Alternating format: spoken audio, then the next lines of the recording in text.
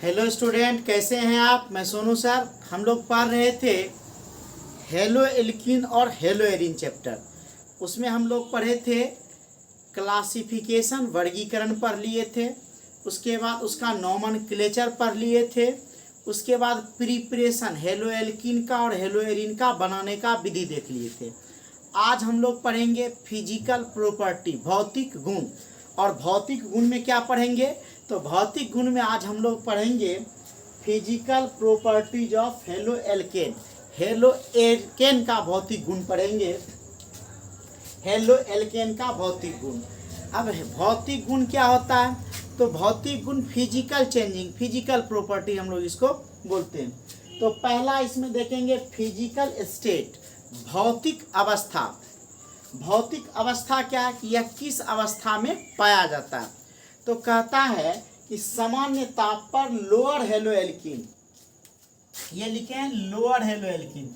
Lower मतलब निम्न, जो निम्न सदस्य है जिसका कार्बन का संख्या कम है, ऐसा हेलो एल्कीन जो होगा वह गैस अवस्था में पाया जाएगा। किस अवस्था में पाया जाएगा, गैस अवस्था में। याद रखिएगा कि लोअर हेलो एल्कीन जो होता है वह गैस अवस्था में पाया जाता है, और जो हायर हेलो एल्कीन होता है वह या तो द्रव अवस्था में पाया जाएगा या ठोस अवस्था में पाया जाएगा।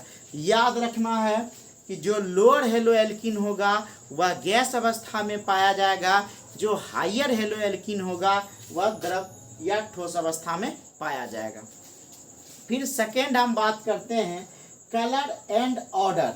कलर का मतलब हो गया रंग और ऑर्डर का मतलब हो गया गंध या स्वाद। तो कहता है कलर एंड ऑर्डर, रंग और गंध। तो कहता है कि लोअर हेलो एल्कीन, ये जो हेलो एल्केन है, यह हेलो एल्केन अगर शुद्ध अवस्था में होगा तब यह रंगहीन होगा।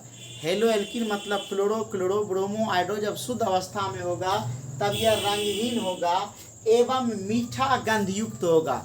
इसका गंध कैसा होगा, मिठाई के जैसा, मिठाई का जो खुशबू आता है एकदम उसके जैसा इसका क्या होगा, गंध होगा। ठीक है। लेकिन ब्रोमो और आयोडो एल्केन प्रकाश में रंगीन हो जाता है। ब्रोमो और आयोडो एल्केन जो होता है ये लाइट की उपस्थिति में क्या हो जाता है, रंगीन हो जाता है, कलर हो जाता है। याद रखना है कि हेलो एल्केन अगर शुद्ध अवस्था में होता है तब यह रंगहीन होता है, मतलब इसका कोई रंग नहीं होता है। लेकिन जैसे यह क्या होता है और मीठा गंध युक्त होता है, लेकिन ब्रोमो और आयोडो एल्केन जो होता है यह लाइट की उपस्थिति में, प्रकाश की उपस्थिति में रंगीन हो जाता है। फिर थर्ड बात बोले हम लोग सॉल्युबिलिटी, विलेयता। विलेयता में क्या बोले, हेलो एल्केन ध्रुवीय होता है। हम लोग बताए थे nature of carbon hydrogen bond में कि कार्बन जो है और हाइड्रोजन, हाइड्रोजन क्या करता है, कार्बन के इलेक्ट्रॉन को अपनी ओर खींच लेता है, जिसके कारण उसके ऊपर आंशिक ऋण आवेश होता है और कार्बन के ऊपर आंशिक धन आवेश होता है। तो कहता है हेलो एल्कीन ध्रुवीय होता है, पोलर हो जाता है, ध्रुवीय हो जाता है। फिर भी जल में अल्प विलय होता है। जनरली जो ध्रुवीय विलायक होते हैं वह जल में विलय होते हैं, और अध्रुवीय विलायक जो होते हैं कार्बनिक विलायक में विलय होते हैं।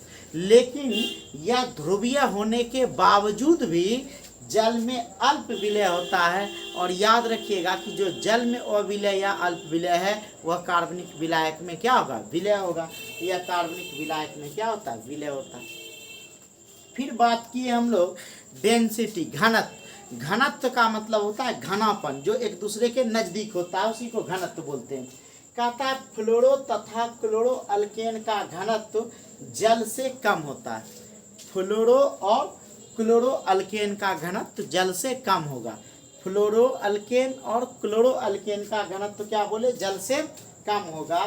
लेकिन ब्रोमो, आयोडो तथा पॉली, ब्रोमो, आयोडो और पॉली, पॉली मतलब हैलोजन की संख्या एक से अधिक हो, दो से अधिक हो, तब इसका घनत्व जल से क्या होगा, अधिक होगा। तो मतलब सीधा याद रखना है कि फ्लोरीन, क्लोरीन का घनत्व जल से कम, और ब्रोमो, आयोडो और पॉली हैलोजन का घनत्व जल से क्या होगा, अधिक होगा।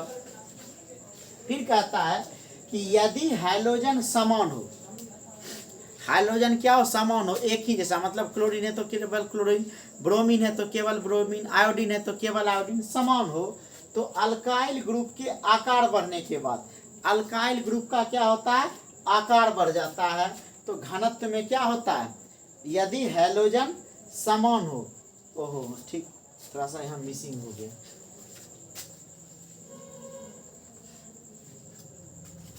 याद रखिएगा कि यदि हैलोजन समान हो तो अल्काइल ग्रुप आकार बढ़ने के साथ घनत्व में कमी आ जाता है। घनत्व में क्या हो जाता है, कमी आ जाता है। याद रखना है, क्या बोले कि यदि हैलोजन समान हो तो अल्काइल ग्रुप के आकार बढ़ने के साथ घनत्व में कमी हो जाता है। हैलोजन अगर क्लोरीन है तो सिर्फ क्लोरीन डाले, ब्रोमीन है तो ब्रोमीन डाले, आयोडीन है तो आयोडीन डाले। लेकिन अल्काइल ग्रुप का संख्या बढ़ते चला गया, मतलब कार्बन की संख्या 1 हो, 2 हो, 3 हो, 4 हो, तो अल्काइल ग्रुप का संख्या क्या हो गया, बढ़ गया। तब क्या होगा, घनत्व में कमी होता है। जैसे हम लोग एग्जाम्पल इसका देखें, जैसे CH3I है, क्या है, CH3I है, फिर क्या हो जाएगा, फिर C2H5I है, फिर क्या हो जाएगा, C3H5I है। क्या देख रहे हैं, नंबर ऑफ कार्बन एटम क्या हो रहा है, बढ़ रहा है। फिर हम लोग लिख सकते हैं NC4H7I, ठीक है।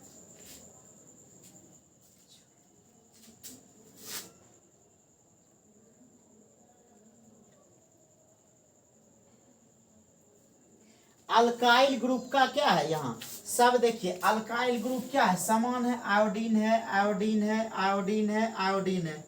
लेकिन देखिए तो यहाँ कार्बन कितना है, 1 है, यहाँ कार्बन कितना है, 2 है, यहाँ कार्बन 3 है, और यहाँ कार्बन 4 है। तो कार्बन का संख्या बढ़ रहा है तो अल्काइल ग्रुप की संख्या क्या हो गई, बढ़ गया। तो घनत्व में क्या होता है, कमी होता है। तो घनत्व क्या होगा, तो घनत्व जो होता है इसका हम लोग देखें तो इसका घनत्व होता है 2.27, फिर इसके बाद होता है 1.93, 1.74, फिर लास्टली आपका हो जाता है 1.61, 1 कितना होता है, 61। याद रखिएगा, यहाँ 2.27 हो गया, 1.93, 1.74, 1 क्या हो रहा है, धीरे धीरे क्या हो रहा है, घट रहा है।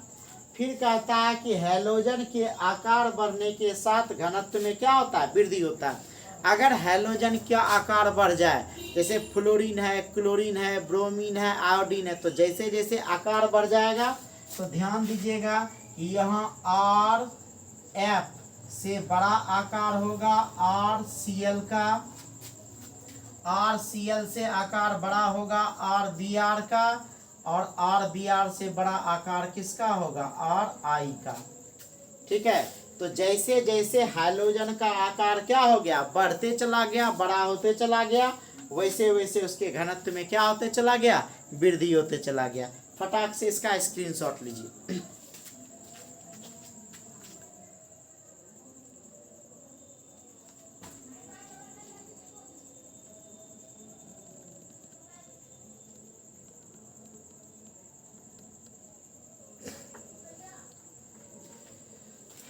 अब हम लोग नेक्स्ट बात देखें,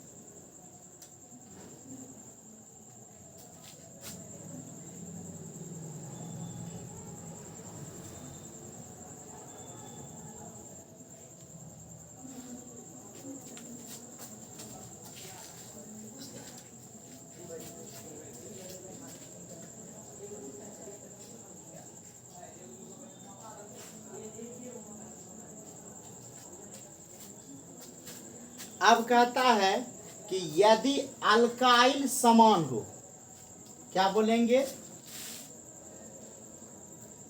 यदि अल्काइल ग्रुप, अच्छा एक चीज यहाँ लिख लीजिएगा, घनत्व में वृद्धि होता है, अल्काइल ग्रुप के आकार बढ़ने के साथ घनत्व में कमी, ठीक है, ये घनत्व में क्या होता है, कमी होता है। अब पढ़ेंगे कि यदि अल्काइल ग्रुप क्या हो, समान हो, यहाँ हैलोजन समान है, अब यहाँ अल्काइल ग्रुप का आकार बढ़ा, अब क्या करेंगे, यहाँ अल्काइल ग्रुप क्या हो, समान हो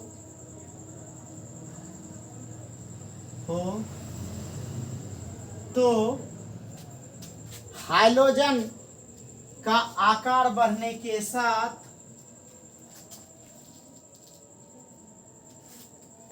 हाइड्रोजन का, यदि अल्काइल ग्रुप समान हो तो हाइड्रोजन का आकार बढ़ने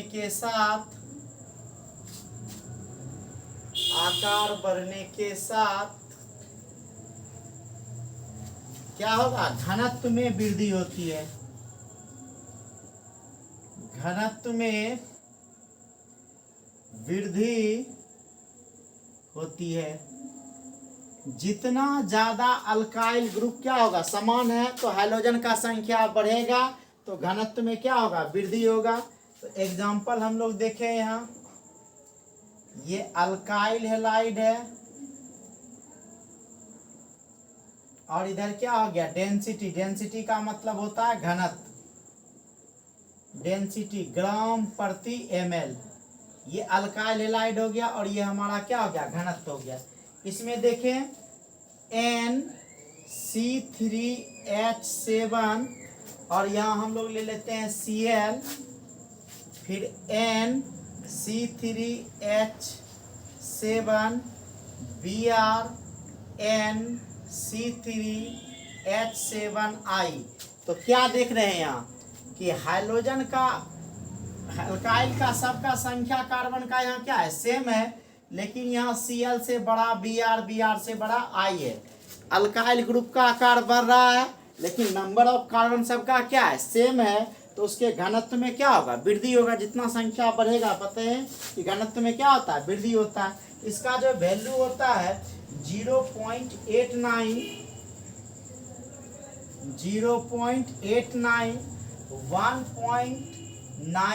1.33 और 1 पॉइंट क्या हो जाएगा, 74, क्या हो जाएगा, 1.74। यहाँ भी आयोडीन का हो जाएगा, थोड़ा सुधार कर लीजिएगा, BrCl, Br, ठीक। ये क्या हो गया आपका 0.89, 1.33, 1 पॉइंट क्या 74।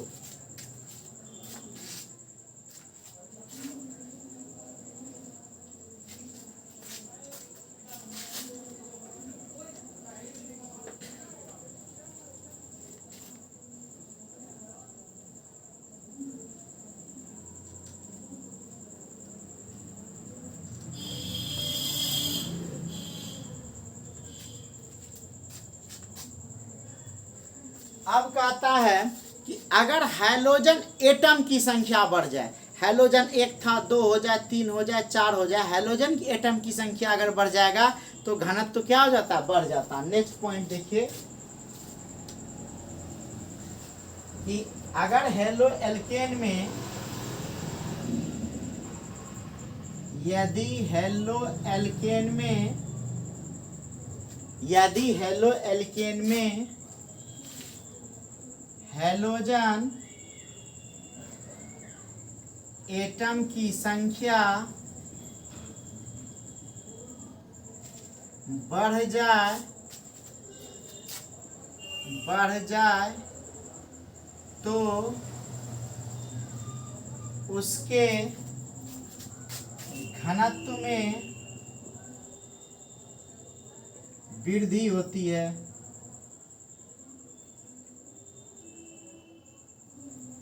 याद रखिएगा जितना ज्यादा हैलोजन एटम की संख्या बढ़ेगा, 2 1 2 3 4 5 जितना बढ़ते जाएगा उसके घनत्व में क्या होते जाएगा, वृद्धि होते जाएगा।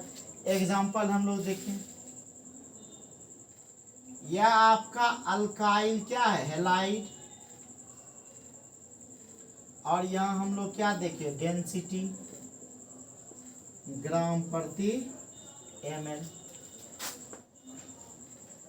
देखिए यहाँ है आपका CH2Cl2, फिर है आपका CHCl3, फिर है CCl4।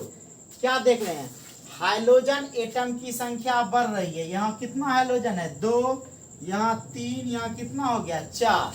तो घनत्व में भी क्या हो जाएगा, वृद्धि हो जाएगा, घनत्व क्या हो जाएगा, बढ़ जाएगा। इसका जो घनत्व होता है वह होता है 1.33, फिर होता है 1.48, और इसका होता है 1.69। ठीक है, तो जैसे जैसे हमारा क्या हो गया, संख्या बढ़ा, वैसे वैसे डेंसिटी क्या हो गया, बढ़ गया। ठीक है, अब हम लोग देखेंगे इसका melting point and boiling point. क्या देखेंगे, द्रवनांक एवं क्वथनांक, melting point and boiling point. तो हम फटाक से स्क्रीनशॉट ले लीजिए।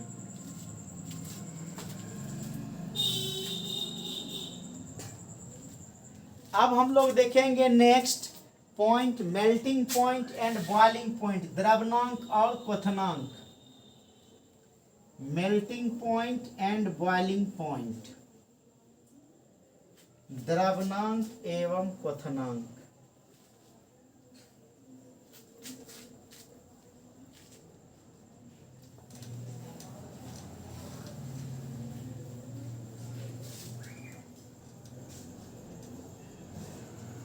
Melting point and boiling.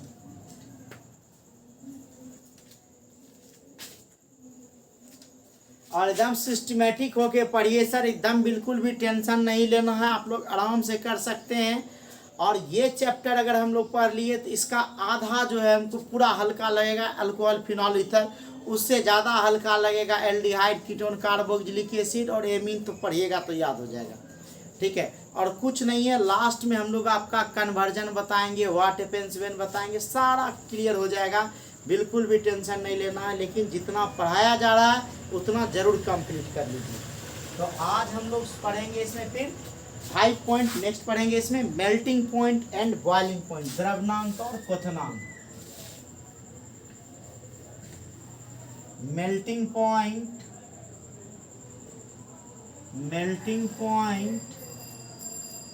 And boiling point,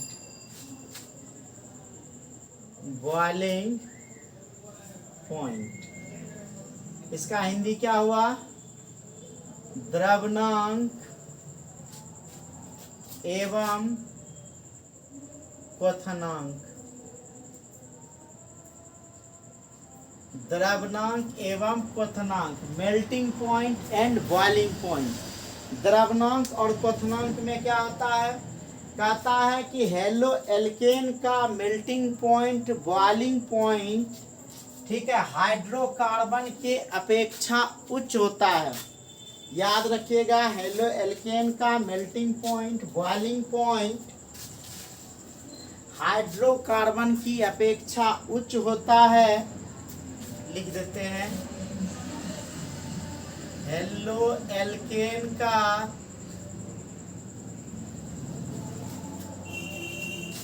द्रवनांक एवं क्वथनांक, हेलो एल्केन का द्रवनांक एवं क्वथनांक हाइड्रोकार्बन के सापेक्ष, हाइड्रोकार्बन के सापेक्ष उच्च होता है। हाइड्रोकार्बन के सापेक्ष उच्च होता है क्योंकि इनमें क्योंकि इनमें dipole dipole dipole dipole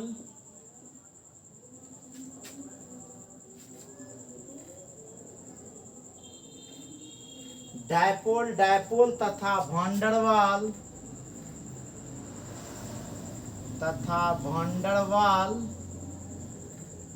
force अधिक होता है, क्योंकि इसमें डायपोल डायपोल तथा वंडरवाल क्या फोर्स क्या होता है, अधिक होता है। तो जितना ज़्यादा अट्रैक्शन पावर होगा स्वाभाविक है कि उतना मजबूत होगा, तो उसका मेल्टिंग पॉइंट बॉइलिंग पॉइंट उतना ही क्या होगा, ज़्यादा होगा। अब कहता है समान अल्काइल ग्रुप की स्थिति में, ध्यान दीजिएगा कि समान अल्काइल ग्रुप की स्थिति में समान अल्काइल ग्रुप की स्थिति में समान अल्काइल ग्रुप की स्थिति में क्या होगा, मेल्टिंग पॉइंट और बॉइलिंग पॉइंट क्या होगा, हेलो एल्केन का बॉइलिंग पॉइंट, समान अल्काइल ग्रुप की स्थिति में हेलो एल्केन का बॉइलिंग पॉइंट, हेलो एल्केन का बॉइलिंग पॉइंट मतलब क्या, क्वथनांक बढ़ता है। याद रखिएगा समान अल्काइल ग्रुप सेम की स्थिति में हेलो एल्केन का क्वथनांक क्या होता है, बढ़ता है। आप देख सकते हैं ये हेलो एल्केन हम लोग ले लेते हैं, हेलो एल्केन, और उसके बाद क्या हो जाएगा इसका बॉइलिंग पॉइंट, और यह बॉइलिंग पॉइंट किस में हो जाएगा, केल्विन में, याद रखिएगा। तो क्या हो जाएगा, देखिए CH4 यह मीथेन है, फिर हो जाएगा CH3F, halo alkane alkyl group की स्थिति में अल्काइल ग्रुप है और हेलोजन का क्वथनांक बढ़ेगा, हेलोजन की एटम भी बढ़ेगा, CH3 फकल क्लोरीन, CH3Br, CH3 क्या I, नहीं कार्बन का संख्या सब में क्या है, सेम है, carbon carbon carbon carbon carbon सब में क्या है, सेम है। तो बॉइलिंग पॉइंट क्या होगा, बढ़ जाएगा। इसका होता है 111, इसके बाद होता है 195, फिर होता है 249, फिर होता है आपका 277 और फिर होता है 315। याद रखिएगा 111, 195, 249, 277, 315 धीरे धीरे क्या होने लगा, बढ़ने लगा। फिर हम लोग नेक्स्ट बात करें समान हैलोजन की स्थिति में, समान हैलोजन की स्थिति में, समान हैलोजन की स्थिति में अल्काइल ग्रुप का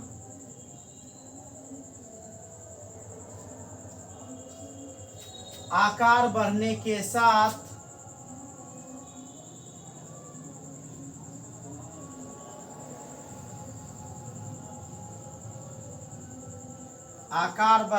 साथ बॉइलिंग पॉइंट में, बॉइलिंग पॉइंट मतलब क्वथनांक,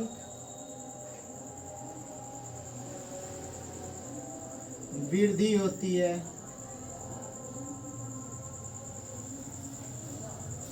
वृद्धि होती है। अब ध्यान दीजिए यहाँ हैलोजन समान होगा लेकिन अल्काइल ग्रुप मतलब नंबर ऑफ कार्बन एटम क्या हो जाएगा, बढ़ते चला जाएगा। हैलोजन सेम और नंबर ऑफ कार्बन एटम क्या होगा, बढ़ते चला जाएगा। तो हम लोग यहाँ देखें हेलो एल्केन और फिर हम लोग इसका क्या देखेंगे, बॉइलिंग पॉइंट किसमें, केल्विन में।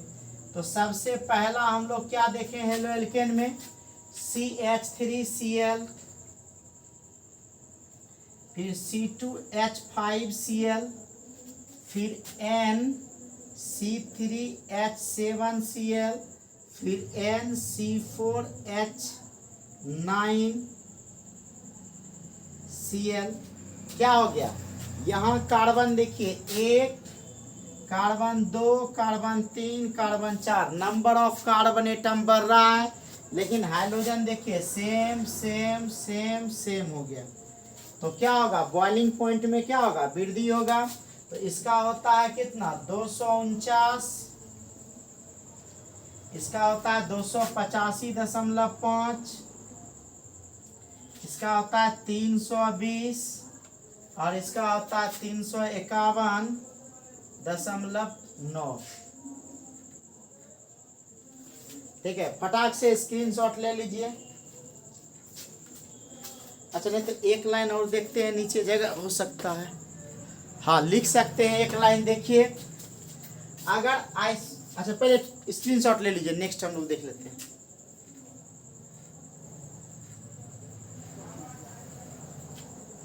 फिर कहता है यदि आइसोमेरिक अल्कोहल, आइसोमेरिज्म क्या होता है कि संरचना सूत्र अलग अलग होता है लेकिन मॉलिक्यूलर फार्मूला सेम होता है, आणविक सूत्र समान होता है और संरचना सूत्र क्या होता है अलग अलग होता है, तब उसको हम लोग क्या कहते हैं, समावयवता आइसोमेरिज्म कहते हैं।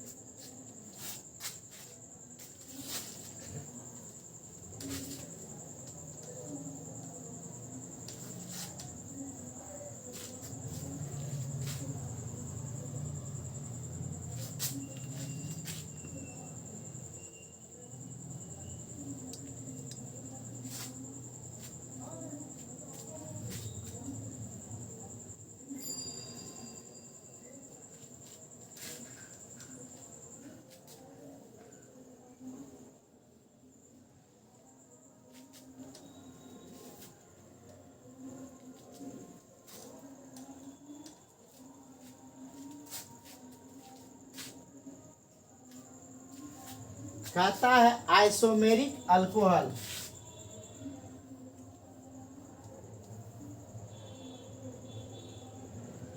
क्या बोलेंगे, आइसोमेरिक हेलो एल्केन में, आइसोमेरिक हेलो एल्केन में, आइसोमेरिक हेलो एल्केन में ब्रांचिंग के कारण, ब्रांचिंग के कारण बॉइलिंग पॉइंट में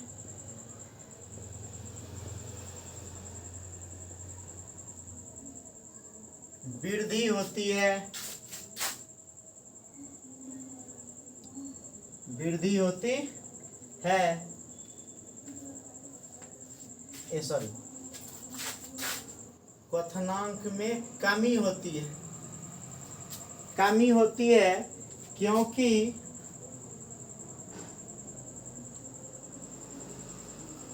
क्योंकि संरचना अधिक जटिल हो जाती है,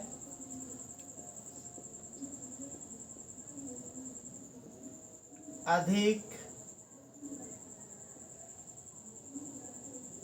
जटिल हो जाती है,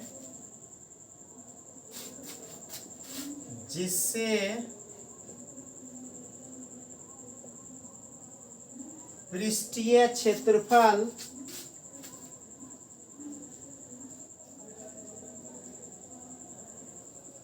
घट जाता है,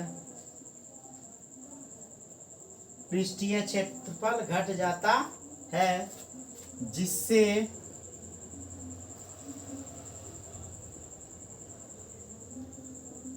वान डेर वाल बल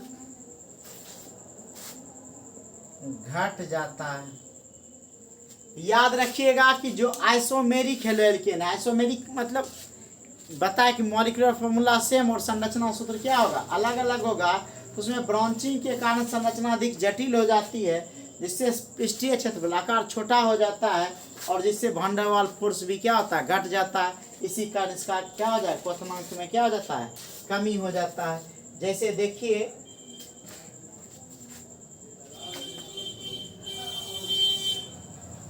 ये हेलो एल्केन है, इसमें देखिए NC4H9 और यहाँ Cl है, ये हो गया नॉर्मल। अब इसका आइसोमेरिक के कंडीशन में क्या होगा, ये ऐसा भी हो सकता है CH3 CH3 1 2 3 4, ठीक है, CH2 Cl, एक ब्रांच ये हो गया। फिर क्या हो सकता है, ऐसा भी हो सकता है CH3 CH Cl CH2 CH3, ठीक है। और कैसा हो सकता है लास्ट में, ऐसा भी हो सकता है, देखिए CH3 CH3 CH3 और Cl। अब इसका संरचना संभव नहीं है। देखिए सबका मॉलिक्यूलर फार्मूला सेम है और संरचना क्या अलग अलग हो गया, सबका नाम अलग अलग हो जाएगा। जैसे इसका नाम क्लोरोब्यूटेन, इसका नाम हो जाएगा कि 1 क्लोरो 2 मिथाइल प्रोपेन, इसका नाम हो जाएगा 2 क्लोरोब्यूटेन, इसका नाम हो जाएगा क्या 2 क्लोरो 2 मिथाइल प्रोपेन। तो क्या देख रहे, एक ही मॉलिक्यूलर फार्मूला है लेकिन संरचना सूत्र सबका क्या है, अलग अलग है। सब में देखिए C4, तो यहाँ भी गिनिए 1 2 3 4, हाइड्रोजन 3 4 3 7 2 9 9, Cl1, सब में बराबर होगा लेकिन संरचना क्या है, अलग अलग है। इसी कारण बॉइलिंग पॉइंट क्या हो जाता है, घट जाता है। पहला का बॉइलिंग पॉइंट होता है 351.5 केल्विन, फिर जो हो जाता है इसका हो जाता है 342 केल्विन, इसके बाद हो जाता है 341 केल्विन और लास्ट वाला का हो जाता है 324 केल्विन। क्या हो जाता है, 324 केल्विन, ठीक है। तो क्या देख रहे हैं कि जैसे जैसे क्या हुआ, संरचना जटिल होते गया, तैसे तैसे उसका आकार क्या होते गया, छोटा होते गया, van der Waals force Kamte गया और वैन डर वाल्स फोर्स कम होने के कारण पृष्ठीय क्षेत्रफल घटते चला गया और घनत्व क्या हो गया, कम हो गया। तो ये आपका physical property of halo alkane क्या हो गया, समाप्त हो गया। अब हम लोग नेक्स्ट वीडियो में देखेंगे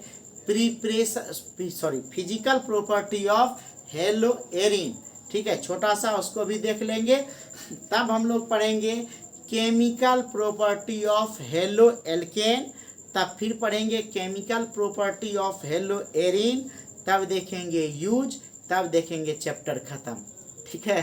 तो चलिए इतना आप लोग कर लीजिएगा। Thank you, best of luck.